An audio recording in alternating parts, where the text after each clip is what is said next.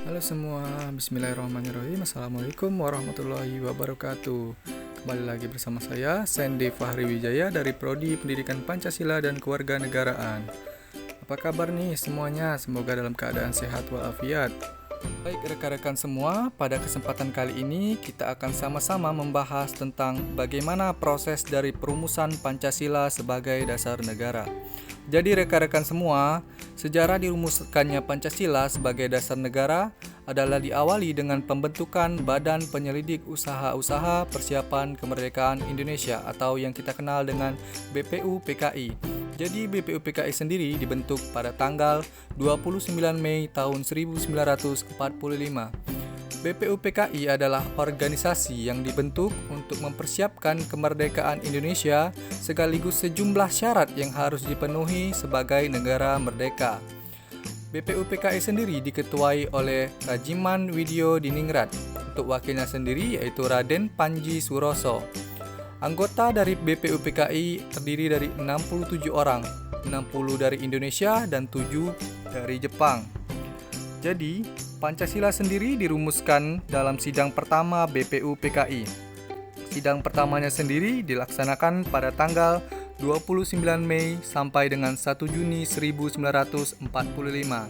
Pada sidang pertama BPUPKI, Mr. Supomo, Mr. Muhammad Yamin, dan Insinyur Soekarno menyampaikan beberapa usulan tentang falsafah atau dasar negara Indonesia. Penyampaian ini didasarkan pada arahan Ketua BPUPKI, Rajiman Widyo Diningrat, pada pidato pembuka sidang. Rajiman mengatakan bahwa untuk mendirikan negara yang merdeka, maka dibutuhkan suatu dasar negara.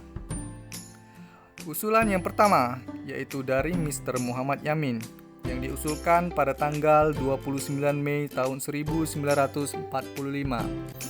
Mr. Muhammad Yamin menyampaikan usulan dasar negara secara tertulis pada ketua sidang dan secara lisan. Usulan secara lisan yaitu yang pertama, pri kebangsaan, yang kedua, pri kemanusiaan, yang ketiga, pri ketuhanan, yang keempat, pri kerakyatan, dan yang kelima, kesejahteraan rakyat.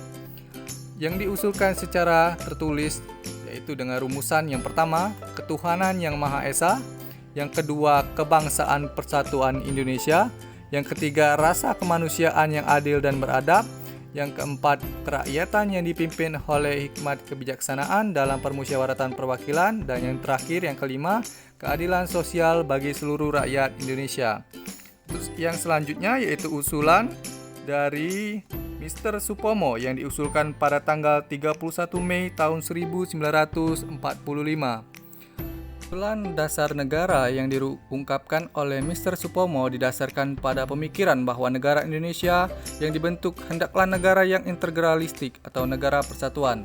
Oleh karena itu, usulan rumusan dasar negara Mr. Supomo berisi 5 prinsip, yaitu yang pertama, persatuan, yang kedua, kekeluargaan, dan yang ketiga, keseimbangan lahir dan batin, yang keempat, musyawarah, dan yang kelima adalah keadilan rakyat.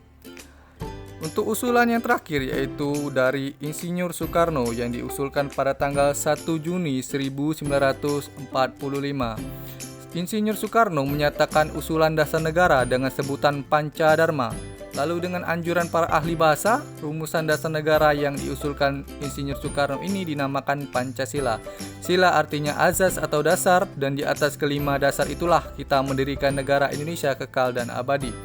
Dalam hal ini, Insinyur Soekarno menyampaikan dasar negara yang terdiri atas 5 prinsip yang dirumuskannya, yaitu yang pertama, nasionalisme atau kebangsaan Indonesia, yang kedua, internasionalisme atau pri kemanusiaan, yang ketiga, mufakat atau demokrasi, yang keempat, kesejahteraan sosial, dan yang terakhir adalah ketuhanan yang berkebudayaan.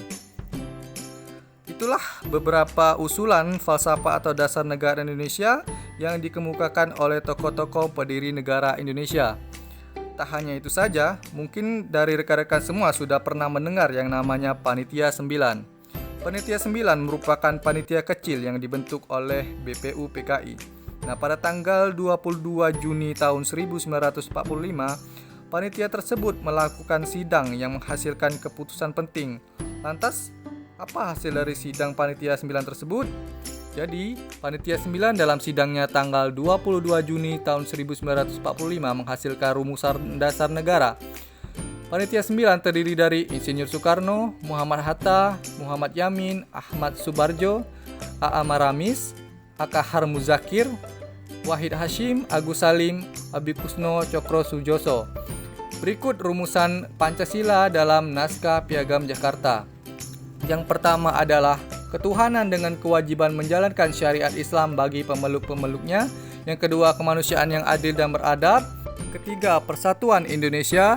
Yang keempat, kerakyatan yang dipimpin oleh hikmat kebijaksanaan dalam permusyawaratan perwakilan. Yang kelima, keadilan sosial bagi seluruh rakyat Indonesia. Nah, jadi rekan-rekan semua, itulah tahapan-tahapan bagaimana Pancasila bisa menjadi dasar negara kita seperti sekarang ini. Pancasila sebagai dasar negara mengartikan bahwa Pancasila digunakan sebagai sumber dari segala sumber hukum, sebagai dasar atau fundamen untuk mengatur pemerintahan negara, sekaligus sebagai arah serta petunjuk aktivitas peri kehidupan bangsa Indonesia di kehidupan sehari-hari guna menciptakan keamanan dan ketertiban hingga mencapai tujuan negara yang dicita-citakan. Mungkin itu saja dari saya yang dapat saya sampaikan. Semoga informasi yang saya berikan dapat bermanfaat. Terima kasih atas perhatiannya. Saya akhiri. Wassalamualaikum warahmatullahi wabarakatuh.